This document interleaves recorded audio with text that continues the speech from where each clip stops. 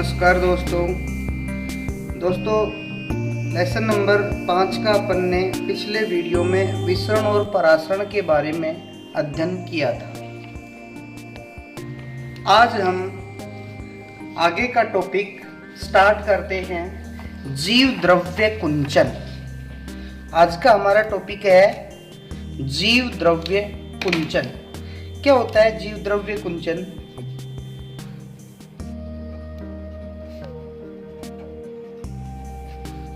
जीव द्रव्य कुंचन, जैसे हम पादप कोशिका की बात करें तो पादप कोशिका सबसे बाहर की ओर कोशिका भित्ति से, ये सेल वॉल होती है, सेल वॉल, और उसके अंदर कोशिका, ये कोशिका झिल्ली पाई जाती है, और इसके अंदर कोशिका द्रव और बीच में केंद्रक होता है। तो क्या होता है कि जब कोशिका को हम हाइपरटोनिक विलयन में रखते हैं या अति पराशरी घोल में रखते हैं, तो कैसा घोल है यहाँ पे? अति पराशरी घोल। तो अति पराशरी घोल के कारण क्या होता है? बहिपराशरण। तो बहिपराशरण होगा तो कोशिका से क्या निकल जाएंगे? विलायक के अणु या पानी के अणु हैं वो बाहर निकल जाएंगे, यानी बहिविलयन में आ जाएंगे। जिससे क्या होगा, ये जो जीवद्रव्य वाला भाग है ये सिकुड़ जाएगा, अर्थात ये कोशिका इस तरह से हमें दिखाई देती है, इस तरह से सिकुड़ी हुई ऐसे दिखाई देगी। तो इसे हम क्या कहते हैं? कोशिका का जीवद्रव्य कुंचन।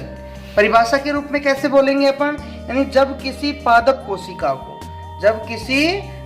कोशिका को अति पराशरी, कैसे घोल में रखते हैं? हाइपरटोनिक या अति पराशरी घोल में रखा जाता है तो क्या होता है? लंबे समय तक अपन उसको उसके अंदर रखेंगे तो बहिपराशरण के कारण, किसके कारण?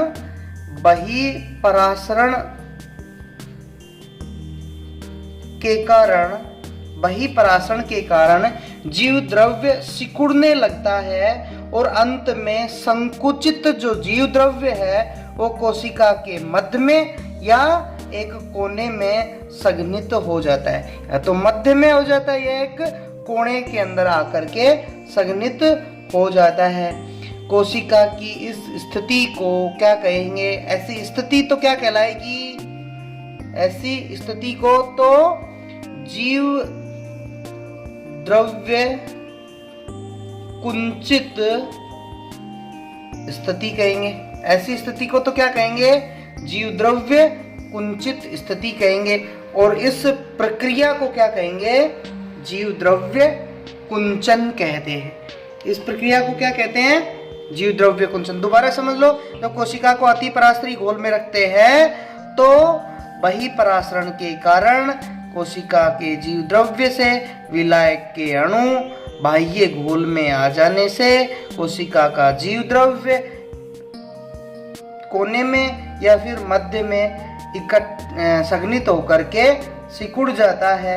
इसी स्थिति को जीव द्रव्य कुंचित स्थिति, और इस प्रक्रिया को क्या कहते हैं? जीव द्रव्य कुंचन कहते हैं। अब जीव द्रव्य कुंचन की प्रारंभिक अवस्था, इसकी प्रारंभिक जो अवस्था होती है, जीव द्रव्य कुंचन की प्रारंभिक अवस्था क्या कहलाती है?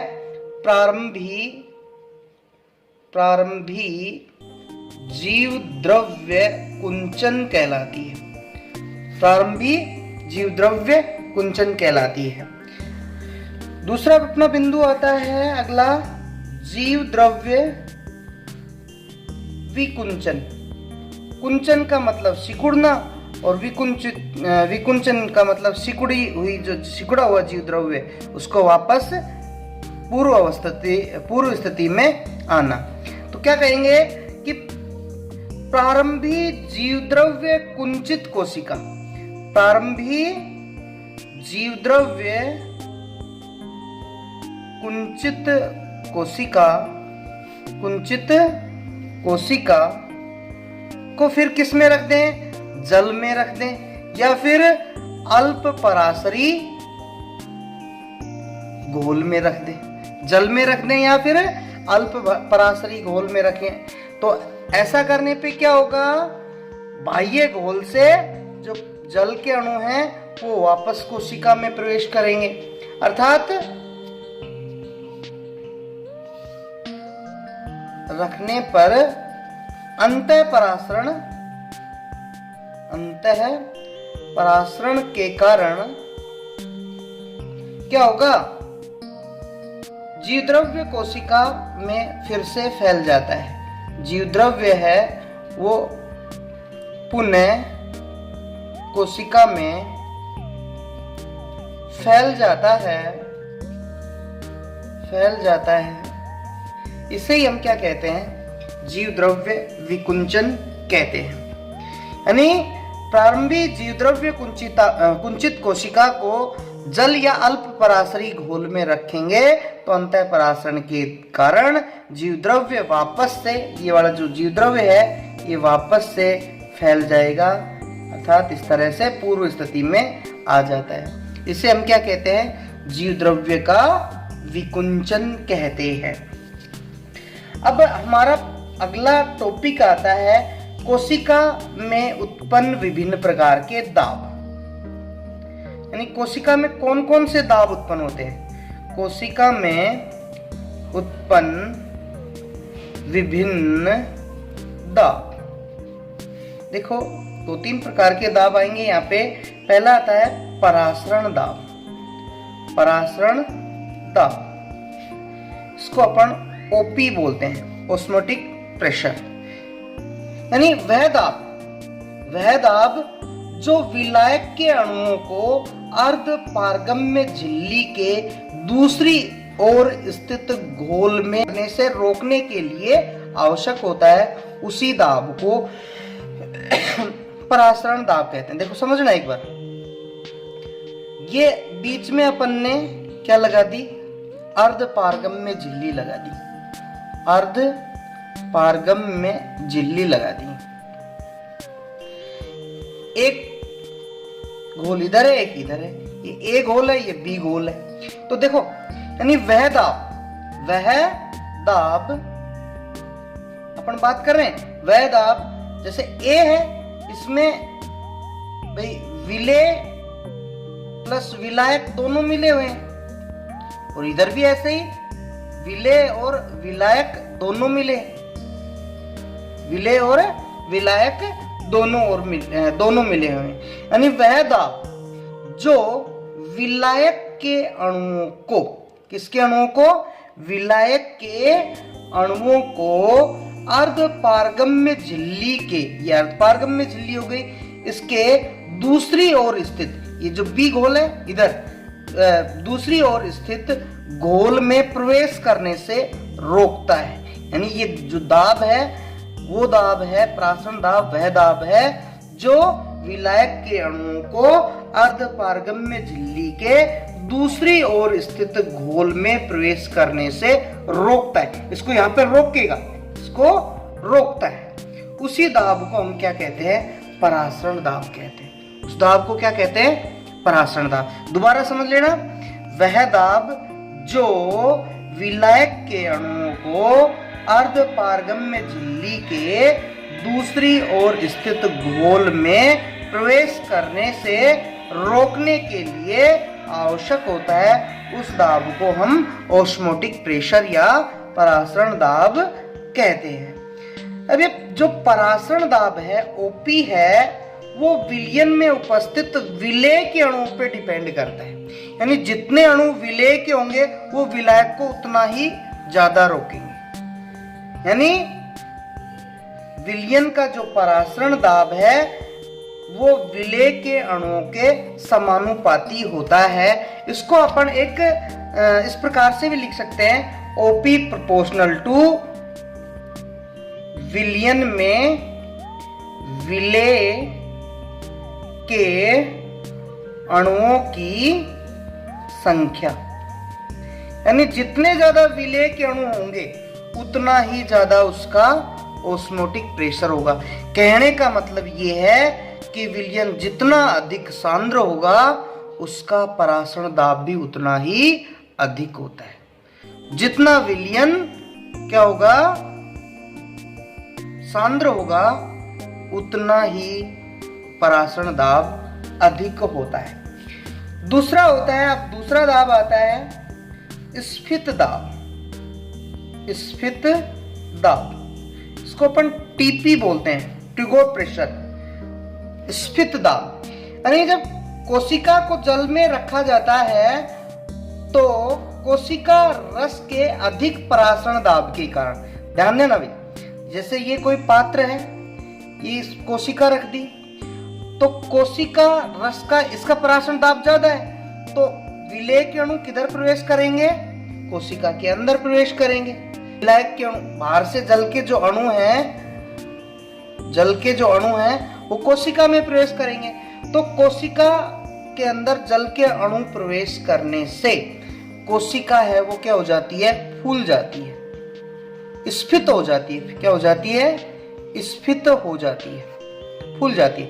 से ये पादप कोशिका है, इसको अपन ने किस में रखा, जल में रखा या अल्प पराशरी घोल में रखा, तो क्या हुआ, जल के अणु कोशिका में प्रवेश किए, जिससे कोशिका की जो झिल्ली है, ये कोशिका झिल्ली है, ये कोशिका भित्ति पे, ये कोशिका झिल्ली द्वारा कोशिका भित्ति पे, कहने का मतलब है जैसे ये कोशिका है, ये कोशिका है, इस झिल्ली के द्वारा इस भित्ति के ऊपर एक दाब लगाया जाता है, अर्थात कोशिका झिल्ली कोशिका भित्ति को बाहर की ओर, कोशिका झिल्ली है वो कोशिका भित्ति को बाहर की ओर धकेलती है, तो कोशिका झिल्ली द्वारा जो कोशिका भित्ति पे दाब लगता है, या कोशिका झिल्ली द्वारा कोशिका भित्ति पर लगने वाले अपकेंद्रीय दाब किधर लगता है, बाहर की ओर, यानी अपकेंद्रीय दाब को ही क्या कहते हैं, स्फीत दाब कहते हैं, ट्रिगोर प्रेशर कहते हैं। दोबारा से समझो, जब किसी पादप कोशिका को अल्प पराशरी घोल या फिर जल में रखते हैं तो कोशिका का परासरण दाब अधिक होने के कारण बाह्य घोल से जल के अणु कोशिका में प्रवेश करेंगे, तो कोशिका फूलेगी तो कोशिका झिल्ली के द्वारा कोशिका भित्ति पर बाहर की ओर या एक अपकेंद्रीय दाब लगता है, उसी दाब को हम स्फीत दाब या ट्रिगोर प्रेशर कहते हैं। अगला आता है भित्ति दाब। भित्ति दाब, इसको WP कहा जाता है, वॉल प्रेशर। अब ये कोशिका झिल्ली थी, ये कोशिका भित्ति है। अब देखो समझना एक बार, ये कोशिका भित्ति हो गई और ये कोशिका झिल्ली हो गई। अब ये तो इधर दाब लगा रही बाहर की ओर, अब बाहर की ओर जैसे जैसे ये दाब बढ़ाएगी तो कोशिका भित्ति भी अंदर की ओर एक दाब लगाएगी। कोशिका भित्ति भी क्या करती है कि अंदर की ओर दाब लगाती है ताकि कोशिका फटे ना, उसी दाब को क्या कहते हैं अपन, WP। यानी स्थिर ये जो अपनी स्फीत कोशिका या स्फीत दाब के कारण या TP के कारण, अपन बोले तो TP के कारण कोशिका भित्ति जो सेल वॉल है, कोशिका भित्ति तनाव में आ जाती है। तनाव का मतलब इसके ऊपर प्रेशर पड़ता है तो ये बाहर की ओर भागने लगती है, यानी तनाव में आ जाती है। अब इसके द्वारा कौन, सेल वॉल के द्वारा अभिकेंद्रीय दिशा में, यानी केंद्र की ओर, अभिकेंद्रीय दिशा में TP के बराबर दाब लगता है, उसी दाब को WP कहते हैं। कहने का मतलब जब कोशिका फूलती है अर्थात स्फीत दाब के कारण कोशिका भित्ति किस में आ जाएगी, कोशिका झिल्ली बाहर की ओर दाब डालेगी, जिससे कोशिका भित्ति या सेल वॉल है वो तनाव में या प्रेशर में आ जाती है। अब इसके द्वारा सेल अर्थात अब जो अपनी जो सेल वॉल है वो सेल मेम्ब्रेन पर, सेल वॉल है वो सेल मेम्ब्रेन पर अभिकेंद्रीय दिशा में इस टीपी के बराबर ही दाब लगाया जाता है, उसी दाब को हम डब्ल्यूपी कहते हैं। तो यह कहने का मतलब है टीपी और डब्ल्यूपी क्या होते हैं, आपस में बराबर होते हैं एक स्फीत कोशिका के लिए। एक स्फीत कोशिका होती है, स्फीत कोशिका के लिए टीपी और डब्ल्यूपी का मान आपस में बराबर होता है। अगला आता है अपना विसरण दाब न्यूनता, डीपीडी। विसरण दाब न्यूनता, DPD, diffusion pressure deficit, diffusion pressure deficit.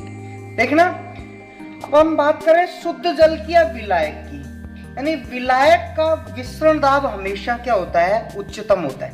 शुद्ध जल का, शुद्ध जो जल होता है इसका विसरण दाब है वो उच्चतम होता है, उच्चतम सर्वाधिक होता है, क्योंकि उसमें केवल और केवल विलायक के अणु, कोई विलेय नहीं है। तो शुद्ध जल का या केवल विलायक का विसरण दाब उच्चतम होता है। शुद्ध जल में विलेय मिलाएंगे, अब जैसे अपने पास केवल इसमें जल भरा है, अब जल में जैसे जैसे विलेय मिलाएंगे, जल में जैसे जैसे, यानी मान लो अपन चीनी मिला रहे हैं, जल के अंदर या शुद्ध जल में विलेय मिलाने पर विलयन का जो विसरण दाब है शुद्ध जल की तुलना में कम हो जाता है। अर्थात जैसे जैसे इसमें हम विलेय मिलाते हैं तो इसका जो विलयन बन रहा है उस विलयन का विसरण दाब है वो शुद्ध जल की अपेक्षा कम हो जाता है। अर्थात विलयन जितना अधिक सांद्र होता चला जाता है विसरण दाब उतना ही कम होता चला जाता है। यानी जैसे जैसे इसके अंदर हम विलेय मिलाते जाएंगे तो विलयन जितना कंसंट्रेट होता जाएगा उतना ही विसरण दाब है वो कम होता चला जाएगा। तो परिभाषा के रूप में कैसे लिख सकते हैं, यानी शुद्ध जल की तुलना में, किसकी तुलना में, शुद्ध जल की तुलना में, शुद्ध जल की तुलना में विलयन के विसरण दाब, विलयन के विसरण दाब, विलयन के विसरण दाब में जितनी कमी होती है उसे डीपीडी कहते हैं।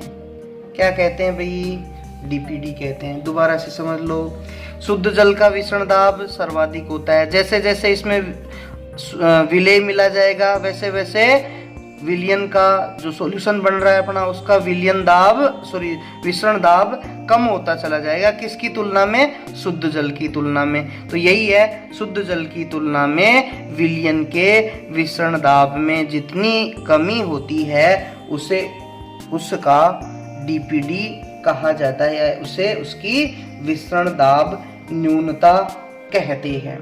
यानी डीपीडी विलयन की विलायक को अवशोषित करने की क्षमता होती है, इसी कारण डीपीडी को हम चूषण दाब भी कहते हैं। क्या कहते हैं, चूषण दाब भी कहा जाता है, चूषण दाब भी कहा जाता है। यानी डीपीडी विलयन की विलायक को अवशोषित करने की क्षमता होती है, इसी कारण डीपीडी को अपन विसरण दाब भी कहते हैं। कहने का मतलब है जो डीपीडी जितना कम होगा चूषण दाब उतना ही ज्यादा होता है। डीपीडी घटेगा तो विलयन उतना ही सांद्र होता चला जाएगा और सांद्र होता चला जाएगा तो उसका ये चूषण दाब है वो बढ़ जाता है, उसका चूषण दाब है वो बढ़ जाता है। तो अपन बात करें डीपीडी की, तो डीपीडी किसके बराबर हो जाएगा? डीपीडी बराबर ओपी माइनस टीपी के बराबर होता है। ये इसके अंदर एक संबंध होता है कि डीपीडी किसके बराबर है? ओपी माइनस टीपी के। ओपी क्या है यहाँ पे? परासरण दाब है, और टीपी क्या है? स्फित दाब है। ओपी परासरण दाब है और टीपी स्फित दाब है। ठीक है भाई।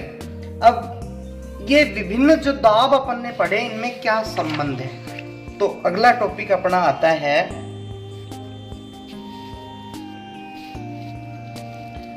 विभिन्न दाबों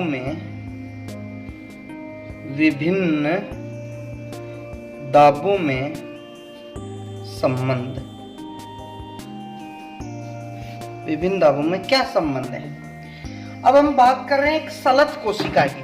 तो सलत कोशिका में उसकी भित्ति पर कोई दाब नहीं होता। अपन पहली बात कर रहे हैं सलत कोशिका के लिए। सलत कोशिका या सलत कोशिका का टीपी कुछ भी नहीं होता है। सलत कोशिका का टीपी कुछ भी नहीं होता है। अर्थात सलत कोशिका है, उसकी कोशिका झिल्ली भित्ति पर कोई दाब नहीं डालती है। तो ऐसी स्थिति में टीपी का मान क्या होता है? शून्य होता है। ऐसी स्थिति में टीपी का मान क्या होता है? शून्य होता है। इस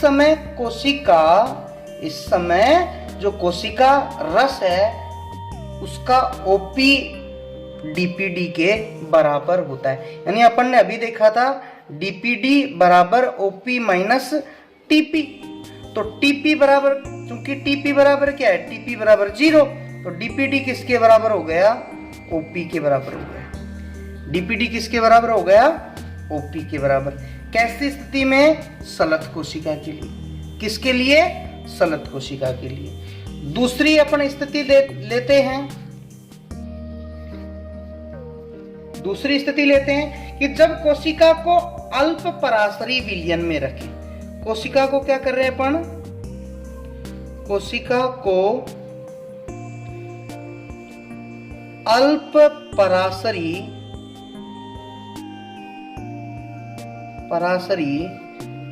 विलयन में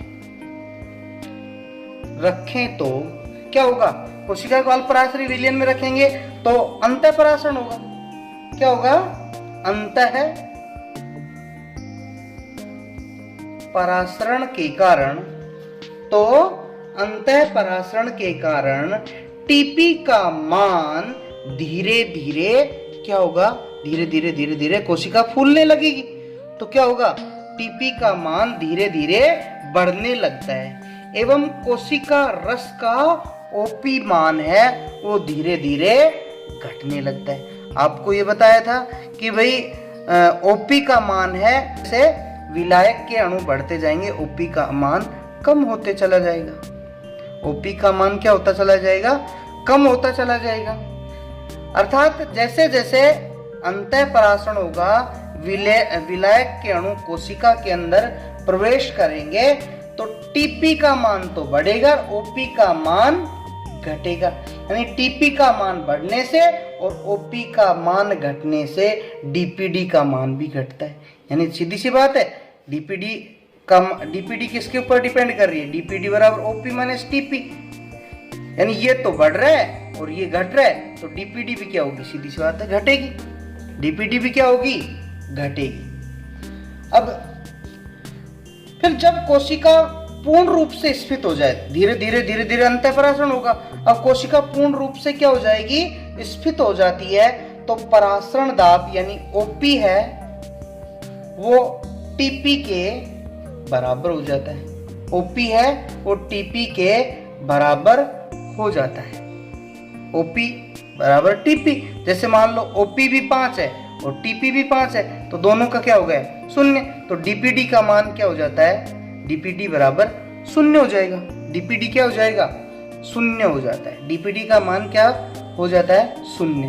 अगर आपसे कोई पूछे एक पूर्ण रूप से स्फीत कोशिका का डीपीडी मान क्या होता है, तो आप क्या कहोगे? 0 होता है। एक पूर्ण स्फीत कोशिका के लिए डीपीडी मान क्या होता है, शून्य होता है। तो विभिन्न दाबों में संबंध अपन पढ़ रहे थे कि एक सलत कोशिका के लिए टीपी का मान क्या होता है, शून्य होता है। तो डीपीडी बराबर ओपी माइनस टीपी, टीपी अपन ने शून्य कर दिया तो डीपीडी किसके बराबर हो गया, ओपी के बराबर। अगर आपसे कोई पूछे सलत कोशिका के लिए, अब कोई आपसे पूछे पूर्ण स्फीत कोशिका के लिए डीपीडी का मान क्या होता है, शून्य होता है। अर्थात पूर्ण रूप से जो स्फीत कोशिका है उसके लिए डीपीडी का मान शून्य, और पूर्णतया सलत कोशिका के लिए डीपीडी का मान सर्वाधिक या ओपी के बराबर होगा। जैसे जैसे कोशिका सलत होती जाएगी वैसे वैसे ओपी ये डीपीडी का मान बढ़ता जाएगा। अब इनको अपन एक डायग्राम से समझते हैं। जैसे इधर अपन ले रहे हैं कि भाई ये तो समान दाब है, तो समान दाब है, इधर हम टाइम ले लेते हैं, ये शून्य हो गया, ये क्या हो गया, इधर अपन ले लेते हैं इस तरह से, ये क्या है, टीपी है, ये क्या है, ओपी है, और ये बीच ये क्या दर्शा रहा है इसको, डीपीडी, डीपीडी। यानी ये तो कैसी है, सलत कोशिका, यहाँ पे ये सलत कोशिका है, सलत कोशिका, और ये है स्फीत कोशिका, स्फीत कोशिका। तो सलत कोशिका के लिए टीपी का मान अपन ने क्या लिखा है, 0। सलत कोशिका के लिए टीपी का मान 0 और ओपी का मान सर्वाधिक होता है, अर्थात डीपीडी बराबर ओपी। तो ये डीपीडी सर्वाधिक हो गया, यहाँ पे ऐसी स्थिति में डीपीडी क्या हो गया, सर्वाधिक हो गया। लेकिन जैसे जैसे टीपी का मान बढ़ रहा है वैसे वैसे ओपी का मान घट रहा है, यानी जैसे जैसे टीपी बढ़ रहा है ओपी घट रहा है। और एक ऐसी स्थिति आती है जब कोशिका पूर्ण रूप से स्फीत हो जाती है, तो टीपी का ओपी और टीपी है वो आपस में क्या हो जाते हैं, बराबर हो जाते हैं। क्या हो गए, यहाँ पे आके बराबर हो गए, अर्थात डीपीडी का मान क्या हो जाता है, शून्य हो जाता है। डीपीडी का मान क्या हो जाता है, शून्य हो जाता है। परासरण दाब किसे कहते हैं, यानी वो दाब जो विलायक के अणुओं को दूसरी ओर स्थित घोल के अंदर जाने से रोकता है, उसी दाब को अपन परासरण दाब कहते हैं। यानी जो ओपी का मान है वो विलयन में विलेय के अणुओं की संख्या के समानुपाती होता है। स्फीत दाब वो दाब है जैसे जैसे कोशिका फूलती है, कोशिका को अल्प पराशरी या बोले तो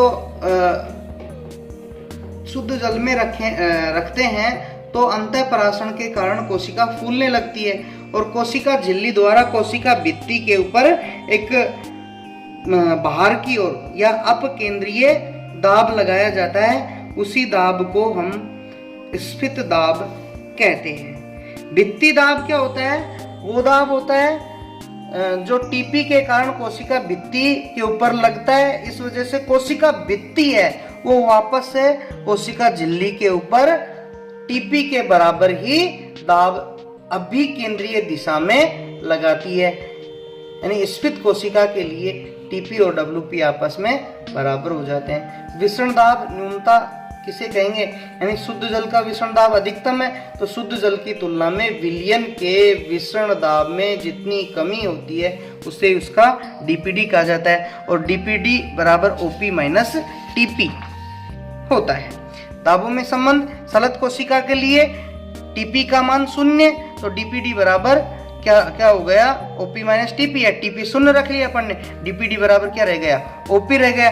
तो कोशिका को क्या रखें करें हम, अल्प पराशरी विलयन में रख देंगे तो अंतः परासरण के कारण कोशिका फूलने लगेगी, टीपी का मान बढ़ने लगेगा, ओपी का मान घटने लगेगा।